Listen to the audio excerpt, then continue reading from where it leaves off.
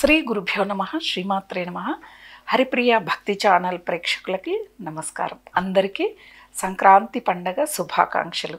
మీరందరూ కూడా ఆ అష్టైశ్వర్యాలతో ఆయురారోగ్యాలతో ఈ సంక్రాంతి పండగ నుంచి ఆనందంగా జీవించాలని కోరుకుంటూ ఇప్పుడు మనం సంక్రాంతి రోజున పితృతర్పణాలు, ఆ తర్వాత అందరికీ ఇంట్లో ఉన్న బంధువులకి కొత్తళ్ళులు పాతళ్ళులకి బట్టలు పెడతారు. అసలు ఏంటిది కారణం, దేనికి కారణం అంటే మనకి సంక్రాంతి రోజునే దక్షిణాయనం ముగిసిపోయి ఉత్తరాయణం మొదలవుతుంది. ఉత్తరాయణ పుణ్యకాలం మొదలైన తర్వాత ఆ రోజు మనం పితృదేవతలకి తర్పణం వదిలితే వాళ్ళకి మోక్షం వస్తుంది. అంటే మన తరతరాలుగా ఉంటారు కదా ఎంతోమంది, అంటే మన నుంచి 3 తరాల వెనక వరకు మనం పితృతర్పణాలు వదులుతారు. తర్పణాలు కానీ తద్దినాలు కానీ చేస్తారు.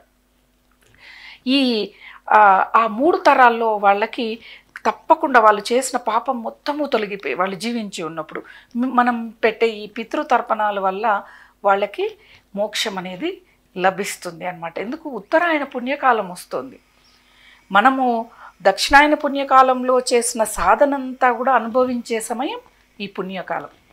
ఈ ఉత్తరాయణ పుణ్యకాలం మొదలవగానే మనం తర్పణాలు వదిలేయమంటే వాళ్ళకి మోక్షమే వస్తుంది. అందుకనే తప్పక ఒక్క 5 నిమిషాలు 10 నిమిషాల సమయాన్ని కుదిరించుకొనైనా అరగంట దాకా పితృతర్పణాలు అవుతాయి. ఎందుకంటే ఈ గోత్రనామాలు ఇవన్నీ చేసే ప్రక్రియ ఉంటుంది కదా, కాబట్టి ఒక అరగంట టైం అయితే పడుతుంది. పొద్దున్నే చేసేసి, అంటే ఈ తర్పణాలు వదిలే వరకు మీరు ఏమీ తినకుండా ఉంటే చాలా మంచిది. తినకుండా ఉండి స్నానం చేసి ఉతికిన వస్త్రాలు ధరించండి. లేదు మీ ఇంట్లో పట్టు వస్త్రాలు ఉన్నాయంటే ధరించండి, కానీ పితృతర్పణాలు అయిపోయాక వాటిని మళ్ళీ ఉతికి శుభ్రపరిచి తీసి పెట్టుకోవాలి. లేదు మా ఇంట్లో కాటన్వి వేరే ఇంకొక జత ఉన్నాయి పంచె కండువ అంటే అవి ధరించండి. ఏవైనా పితృ సంబంధమైన ఏవి చేసినా కూడా అవి ఉతకవలసిందే బట్టలు. అలా ఉండి పితృతర్పణాలు వదలటానికి కారణం ఏంటిదంటే ఉత్తరాయణ పుణ్యకాలం మొదలవుతుంది కాబట్టి ఆ సమయంలో పితృతర్పణాలు వదలటం వల్ల పితృదేవతలకి మోక్షం వస్తుందని అర్థం.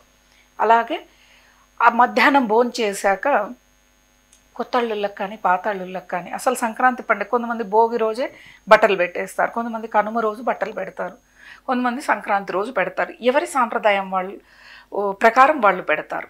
మరి ఈ కొత్త బట్టలు పెట్టడం వెనక ఉన్న కారణాలు ఏంటిది?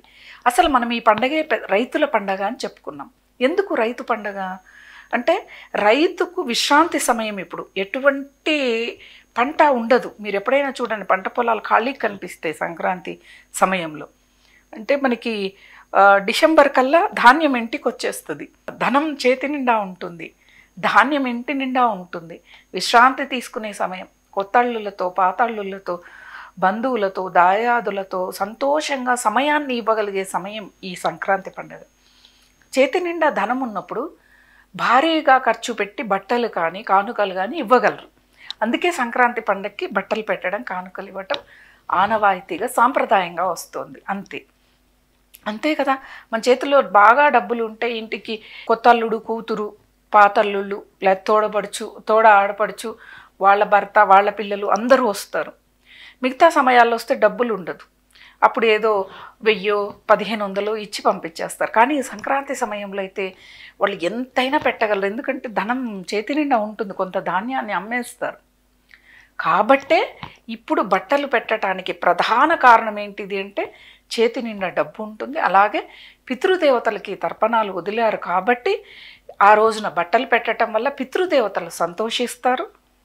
అంటే మన పిల్లలకే కాదు మన ఆడపడుచులకు కూడా బట్టలు పెడితే మరి వాళ్ళ తల్లిదండ్రులు ఆనందపడిపోతారు కదా.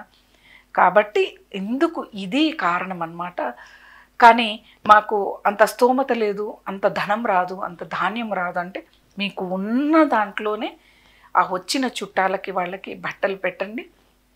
అలాగే మాకు తల్లిదండ్రులు ఉన్నారు, మేము పితృతర్పణాలు వదలకూడదు కదా, మా తండ్రి మంచంలో ఉన్నాడు, ఆయన కూడా వదలలేడు అంటే ఇంకొక తరుణోపాయం ఏంటిది అంటే, సరే మీ తండ్రి ఉన్నాడు, మీరు తర్పణాలు వదలకూడదు, ఆయన మంచంలో ఉన్నాడు, ఆయన కూర్చొని చేసే పరిస్థితుల్లో లేడు అనుకున్నప్పుడు మీరు బియ్యం, కందిపప్పు, శనగపప్పు, బెల్లం, నెయ్యి, చింతపండు అలా 7 రకాల పదార్థాలని స్వయం పాకంగా తీసుకొని ఒక పేద పూజారికి కానీ లేకపోతే పేదవాడు అసలు ఏమీ లేక దరిద్రంతో ఉంటారు చూడండి, వాళ్ళకి మీ పితృదేవతల పేర్లు అనుకుంటూ ఇచ్చేయండి. పూజారి అనుకోండి, శాస్త్రోక్తంగా మంత్రాలు చదువుతూ మన గోత్రాలు మన పెద్దవాళ్ళ పేర్లు అన్నీ చెప్పి వాటిని తీసుకుంటాడు. దాంతోపాటు కొంచెం దక్షిణ కూడా ఇవ్వండి. ఎంతైనా కొంత దక్షిణను పెట్టి ఆ స్వయం పాకాన్ని ఆ పూజారికి ఇచ్చేయండి. అప్పుడు మీ తండ్రి ఉండి తర్పణాలు వదలలేదు అన్న బాధ లేకుండా, ఆ దోషం లేకుండా స్వయం పాకం ఇవ్వటం వల్ల కూడా వాళ్ళ పేరు మీద పితృదేవతలు సంతోషిస్తారు. ఏదో ఒకటి మనకి రెమెడీస్ మాత్రం తప్పకుండా మన పురాణాల్లో శాస్త్రాల్లో మనకు అన్ని రెమెడీస్ కూడా ఇచ్చారు. చేయలేని పరిస్థితుల్లో అయితే ఇది చేయండి అంతే, కానీ మానేయద్దు. కాబట్టి ఇవన్నీ కూడా మీరు ఆచరిస్తారని చెప్పానని నేను మనస్ఫూర్తిగా అనుకుంటున్నాను. మీకు ఏదైనా సందేహం ఉంటే కామెంట్ బాక్స్లో పెట్టండి. ఈ ఛానల్ని లైక్ చేయండి, షేర్ చేయండి, సబ్స్క్రైబ్ చేయండి. స్వస్తి.